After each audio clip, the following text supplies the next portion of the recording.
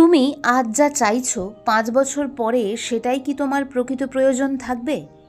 গুরুদেব শ্রী স্বরূপানন্দ ব্রহ্মচারী বলেছেন, তুমি তোমার সব চাহিদা জানো না, কিন্তু ঈশ্বর জানেন। নিঃশর্তভাবে তাকে ভালোবাসো এবং তিনি তোমার সব ইচ্ছা পূরণ করবেন। এই বাক্য শুধু ভক্তির কথা নয়, এটি মানুষের সীমাবদ্ধতার গভীর বিশ্লেষণ।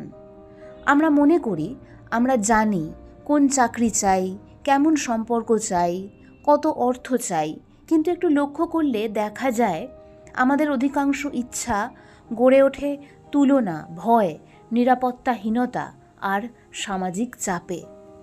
ভগবদ্গীতায় শ্রীকৃষ্ণ বলেছেন, কাম থেকে ক্রোধ, ক্রোধ থেকে বিভ্রান্তি, বিভ্রান্তি থেকে বুদ্ধিনাশ।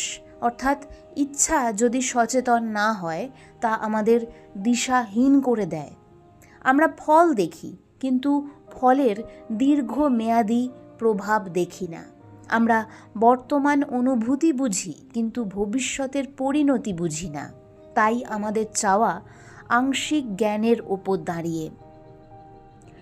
আজ রাতে 3টি প্রধান ইচ্ছে লিখে ফেলুন। প্রতিটির পাশে লিখুন, এটা কি ভয় থেকে এসেছে নাকি সত্যিকারের অন্তরের প্রয়োজন থেকে। প্রার্থনা করুন, হে ঈশ্বর, আমার ভুল চাওয়াকে শুদ্ধ করো। হয়তো ঈশ্বর সব ইচ্ছা পূরণ করেন না, কারণ তিনি জানেন কোনটি তোমাকে সত্যিই পূর্ণ করবে। শান্তি, শান্তি, শান্তি। ওম শান্তি।